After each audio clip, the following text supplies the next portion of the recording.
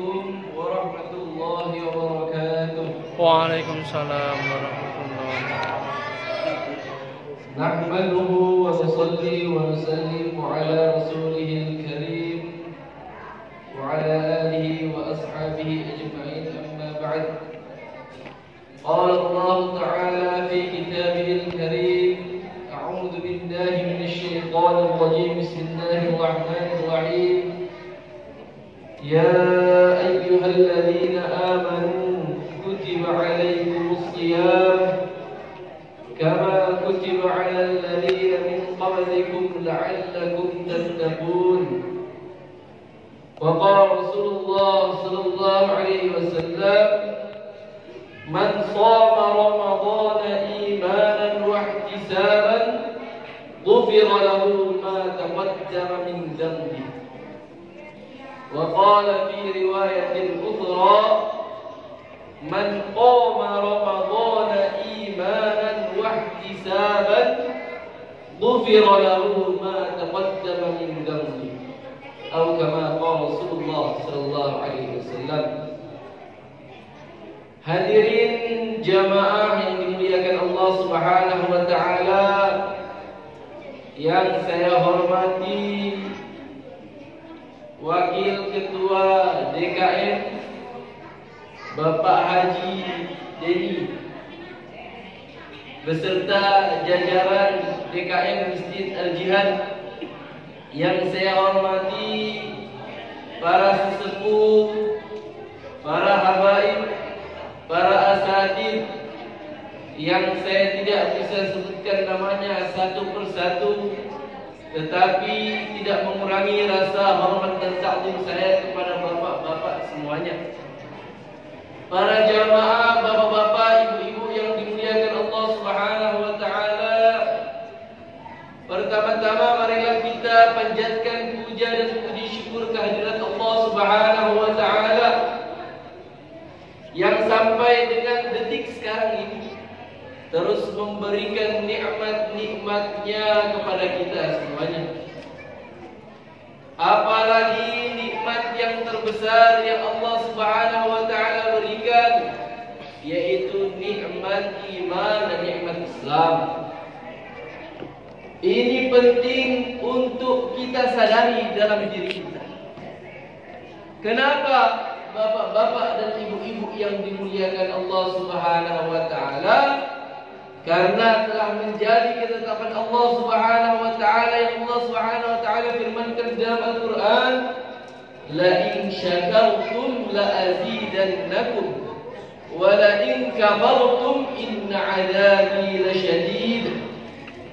Apabila kita ini syukur dengan nikmat Allah Subhanahu wa taala, merasakan betul-betul dengan hati kita, Pak, kita rasakan bahwa kita ini diberi nikmat oleh Allah Subhanahu wa taala. Dan nikmat Allah ini adalah satu perkara yang kita praktekkan dengan segala potensi yang telah Allah berikan kepada kita. Maka janji Allah Subhanahu wa taala, la in syakartum la azidannakum. Maka pasti dan pasti Allah Subhanahu wa taala akan menambah nikmat tersebut kepada kita. Dan ini janji Allah, Pak.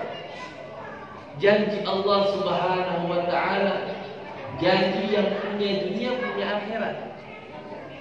Janji zat yang bisa melakukan fa'al lima yurid, melakukan apa saja Allah Subhanahu wa taala mau.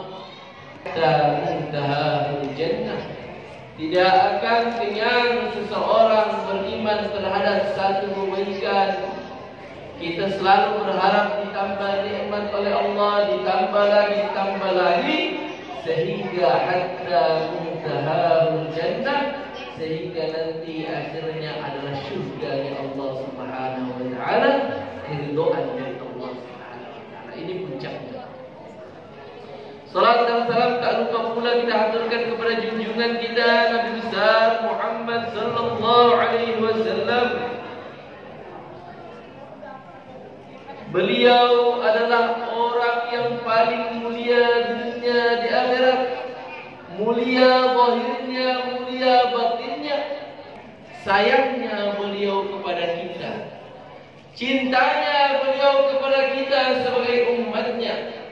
Beliau yang sangat-sangat mulia, zahirnya mulia, Pak, paling ganteng, paling tampan, paling sempurna. Bahkan dikatakan dalam satu syair, ka'annaka khuliqta kama tasha'u, seakan-akan kamu ini, engkau ini, wahai Rasulullah sallallahu alaihi wasallam, diciptakan sebagaimana yang engkau kehendaki, sebagaimana yang engkau mau. Semuanya sempurna. Bahkan para ulama berkata, orang-orang kafir ketika mau menghina Nabi, mereka menghina Nabi dengan sebutan tukang sihir. Kenapa dihina dengan sebutan tukang sihir? Karena mereka itu mau mencari aib Nabi udah nggak ada lagi, Pak. Semuanya sempurna, fisiknya sempurna, batinnya sempurna, akhlaknya sempurna, semuanya sempurna. Mau dihina dari segi apa lagi? Mungkin kalau kita lihat orang ya, hina orang mungkin bisa dari kulitnya, bisa dari rambutnya, bisa ini dari segi fisik, Pak. Mungkin dihina dari segi akhlaknya nggak bagus. Mungkin dihina dari segi intelektualnya nggak bagus. Nabi semuanya sempurna. Sampai pusing, orang kafir pusing, orang musyrik pusing. Mereka apa yang menghina sama Nabi? Tetapi jamaah yang dimuliakan Allah Subhanahu wa taala, orang yang begitu sempurna ini saking sayangnya kepada kita, rela beliau dihinakan, rela beliau disakiti, rela beliau bercapek-capek, bercucuran keringat, mengorbankan diri, mengorbankan keluarga, bahkan bercucuran darah beliau sendiri, agar bagaimana kita ini, Pak, kita sebagai umatnya bisa selamat di dunia yang sementara sampai nanti di akhirat yang selama-lamanya. Yaitu Ramadan sebagai sarana untuk mensucikan hati. Jamaah yang dimuliakan Allah Subhanahu wa taala, bulan Ramadan adalah bulan yang sangat mulia. Bulan yang sangat barakah, bulan yang sangat agung, bulan yang sangat-sangat istimewa untuk kita.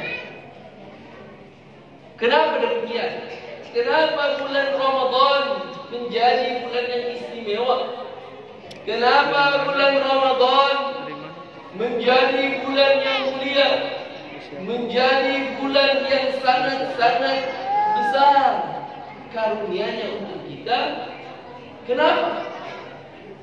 Di antaranya yaitu karena di dalam bulan Ramadan, karena di dalam bulan yang barakah ini adalah bulan yang Allah Subhanahu wa taala firmankan di dalam Al-Qur'an, A'udzu billahi minasy syaithanir rajim.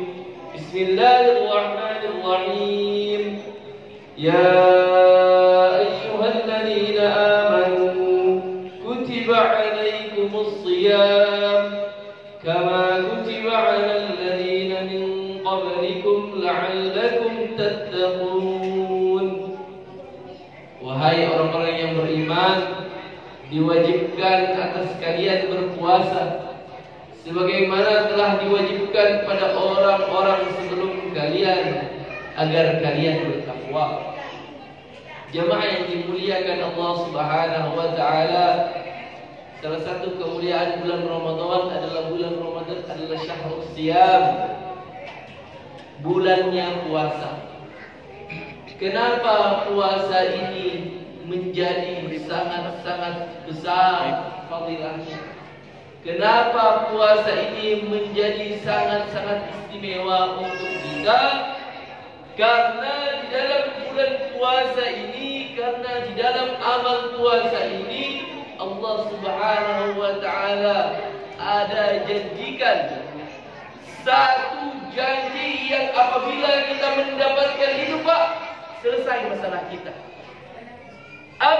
janjinya. Ya ayyuhalladzina amanu kutiba alaikumus shiyam kama kutiba alal ladzina min qablikum la'allakum tattaqun. Allah Subhanahu wa taala mewajibkan kita puasa ada tujuannya. Apa tujuannya? La'allakum tattaqun, agar kita menjadi orang-orang yang bertakwa. Mungkin kita sudah sering sekali mendengarkan tentang ayat ini. Setiap Ramadan senantiasa dibacakan. Setiap ada kajian Ramadan senantiasa dibacakan. Tetapi jamaah yang dimuliakan Allah Subhanahu wa taala, tujuannya ayat ini dibacakan bukan hanya untuk kita dengarkan, bukan hanya untuk dipakai di dalam ceramah-ceramah, bukan hanya untuk dipakai di dalam ngaji, di dalam kajian, tidak. Tetapi bagaimana ayat ini sering dibacakan, ayat ini menancap dalam hati kita. Kenapa demikian? Karena sudah menjadi sunnatullah, ketetapan Allah, sesuatu perkara idza takarrara.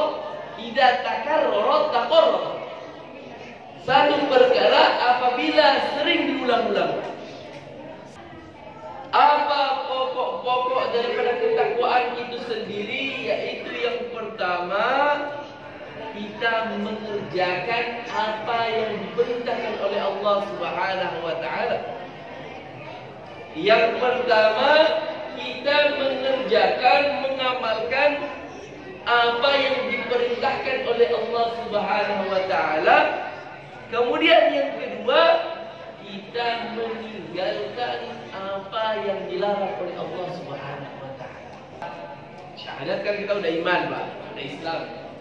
Salat, ya, zakat, haji, puasa, kita amalkan. Ini yang pertama.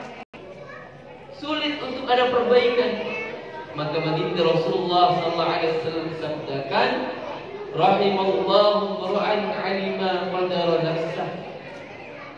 Semoga Allah Subhanahu wa taala merahmati seseorang yang dia ini tahu dengan kadar dirinya seperti apa. Karena ketika orang itu tahu dengan dirinya seperti apa, tahu bahwa dirinya ini banyak salah, maka biasanya mudah untuk ada perbaikan. Hari ini, Pak, dosa-dosa yang kita lakukan sangat banyak. Dosa jasmani, dosa mulut kita, dosa lidah kita, ya. Menggunjing orang, riba, mencekara, yang kita lakukan dengan tangan kita yang tidak sesuai dengan ketentuan Allah. Mungkin secara sengaja atau tidak sengaja kita melakukan kezaliman kepada orang lain atau kepada makhluk Allah SWT dengan tangan kita. Mungkin kaki kita melangkah kepada perkara-perkara yang tidak diridhoi oleh Allah Subhanahu wa taala. Ini baru dosa-dosa yang kelihatan. Belum dosa-dosa yang tidak kelihatan, Pak, dosa hati. Ada dendam, ada iri, ada dengki, ada ujub, merasa sombong dengan hati kita. Maka jamaah yang dimuliakan Allah Subhanahu wa taala, para ulama mengatakan hakikatnya puasa ini bukan hanya sekedar kita ini menahan daripada makan, minum, menahan perkara-perkara yang masuk dari rongga kita, dari mulut kita menuju ke perut kita. Tidak sesederhana itu. Hakikatnya puasa yang sebenarnya yaitu orang yang bisa menahan segala hal yang membatalkan puasa dan membatalkan ganjaran-ganjaran puasa itu. Sehingga bukan hanya puasanya yang tidak batal, tetapi bagaimana ganjaran amalan puasa itu sendiri itu terus sampai nanti kita berbuka mendapatkan ganjaran yang sempurna dari Allah Subhanahu wa taala. Maka baginda Rasulullah sallallahu alaihi wasallam sabdakan, "Rubba siyami." Berapa banyak orang yang puasa, "Rubba man shoma laisa lahu min siyamihi illa al-ju'." Tidak mendapatkan apa-apa dari puasanya kecuali hanya kelaparan saja. Kemudian baginda Nabi lanjutkan, dan berapa banyak orang yang dia ini berdiri, orang yang dia ini menghidupkan daripada Ramadan, salat di bulan Ramadan, laisa lahu min qiyamihi illa sahar. Tidak mendapatkan apa-apa daripada menghidupkan malam-malam bulan Ramadan. Tidak mendapatkan apa-apa daripada solat bercapek-capek di bulan Ramadan kecuali sahar, kecuali capek menjaga mata untuk bangun di tengah malam. Kenapa seperti ini? Karena jemaah yang dimuliakan Allah Subhanahu wa taala, dia mungkin puasa di bulan Ramadan, dia mungkin tarawih salat di bulan Ramadan, tetapi jemaah yang dimuliakan Allah Subhanahu wa taala, di dalam hatinya, amal hatinya tidak sesuai dengan Ramadan itu sendiri. Amal hatinya tidak sesuai dengan puasa itu sendiri. Amal hatinya tidak sesuai dengan dia bercapek-capek sholat di malam Ramadan. Sehingga apa? Puasanya, tahan laparnya, tidak mendapatkan apa-apa kecuali hanya lapar saja. Tidak mendapatkan apa-apa dari sholatnya, dari menghidupkan Ramadan kecuali ngantuknya saja. Maka jamaah yang dimuliakan Allah Subhanahu wa taala, inilah yang mau kita ubah di bulan Ramadan. Inilah yang mau kita latih di bulan Ramadan. Bagaimana Ramadan ini menjadi sarana untuk mensucikan hati. Bagaimana Ramadan ini menjadi sarana untuk menghilangkan noda-noda hitam di dalam hati. Karena setiap orang yang dia melakukan dosa akan ada satu titik noda hitam di dalam hatinya, Pak.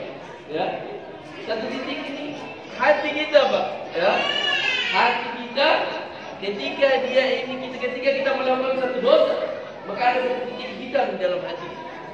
Dosa lagi satu titik hitam lagi, dosa lagi satu titik hitam lagi.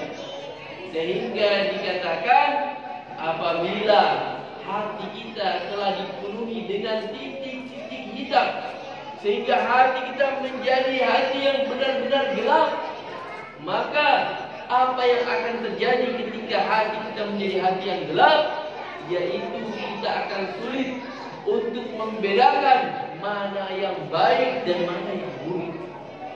Sehingga perkara-perkara yang buruk dianggap baik, perkara-perkara yang baik bismillah dianggap buruk. Kenapa? Karena hatinya itu sudah rugi. Hatinya telah menjadi hati yang hitam daripada rahmat Allah Subhanahu wa taala. Hatinya hati yang hitam daripada cahaya hidayah dari Allah Subhanahu wa taala. Maka jemaah yang dimuliakan Allah Subhanahu wa taala, bulan Ramadan, bulan yang agung, bulan yang istimewa inilah adalah satu harapan yang besar untuk bagaimana kita jadikan Ramadan ini sarana. Kita jadikan Ramadan yang berkah ini jangan kita tinggalkan dengan begitu saja, Pak. Tapi bagaimana kita jadikan ini sebagai sarana untuk mensucikan hati, sebagai sarana untuk Allah Subhanahu wa taala mengampuni dosa-dosa kita, sebagai sarana untuk Allah Subhanahu wa taala menghilangkan daripada titik-titik hitam Islam di dalam hati kita. Karena jemaah yang dimuliakan Allah Subhanahu wa taala, Ramadan ini banyak fadilahnya, Pak. Man shoma Ramadhana imanan wa ihtisaban ghufira lahu ma taqaddama min dhanbi. Barang siapa berpuasa di bulan Ramadan, maka akan mendapatkan, maka dosa-dosanya akan diampuni oleh Allah Subhanahu wa taala. Barang siapa yang memberi buka di bulan Ramadan, maka sebagaimana dia memerdekakan dirinya dari api neraka, akan mendapatkan pahala daripada orang yang berpuasa ini sendiri. Banyak sekali fadilah-fadilah di bulan Ramadan. Barang siapa yang mengerjakan amalan fardu di bulan Ramadan, sebagaimana mengerjakan 70 amalan fardu di bulan-bulan lainnya. Barang siapa yang mengamalkan amalan sunnah, maka sebagaimana mengamalkan amalan fardu di bulan Ramadan. Tetapi ingat, Pak, bulan Ramadan tidak selamanya tentang fadilah-fadilah keutamaan-keutamaan. Tidak selamanya tentang ganjaran-ganjaran kebaikan dari Allah Subhanahu wa taala. Tetapi dalam satu riwayat disebutkan bahwa pada saat baginda Rasulullah SAW akan naik mimbar, maka beliau mengucapkan amin, amin, amin. Maka di dalam aminnya ada satu yang berhubungan dengan bulan Ramadan, dan itu menjadi satu ancaman yang begitu mengerikan untuk kita. Waktu itu datang malaikat Jibril kepada baginda Rasulullah SAW ketika baginda Rasulullah SAW akan naik di atas mimbar. Maka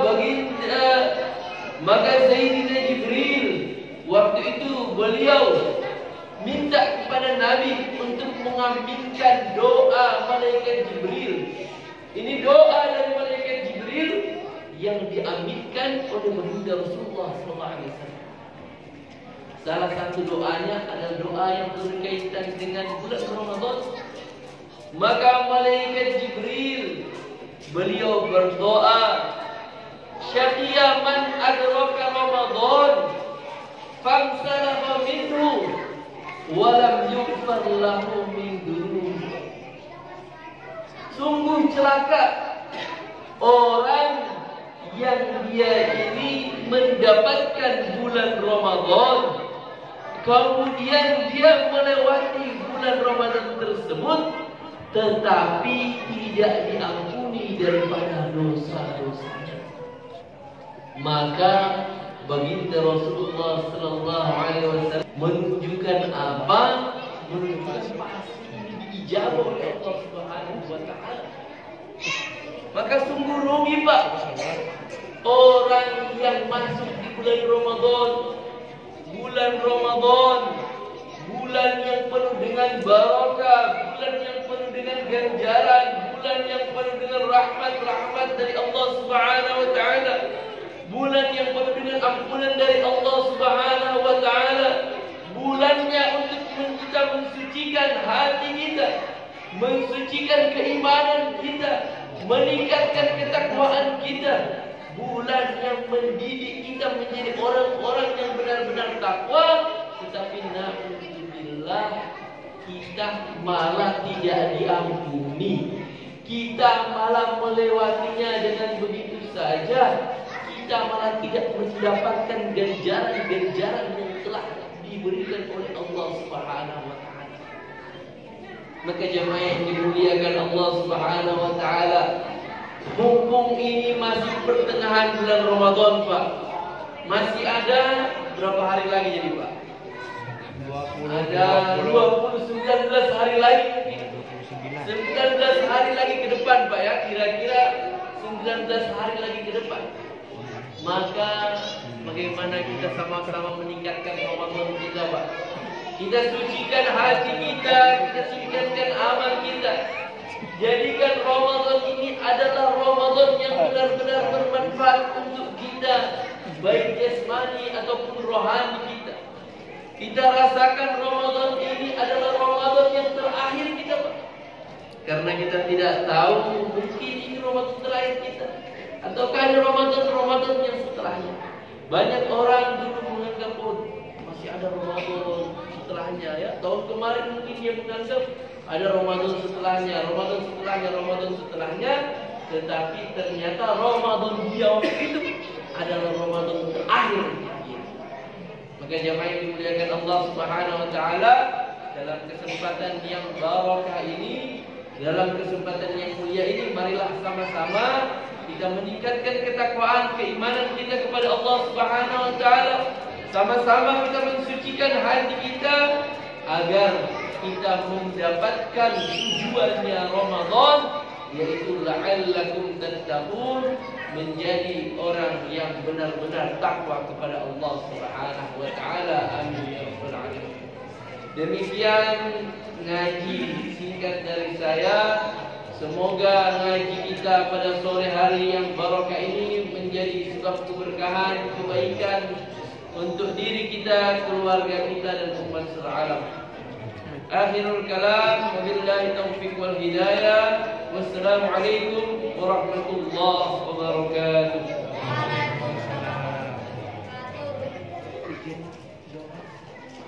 Yang saya bertanya, bertanya.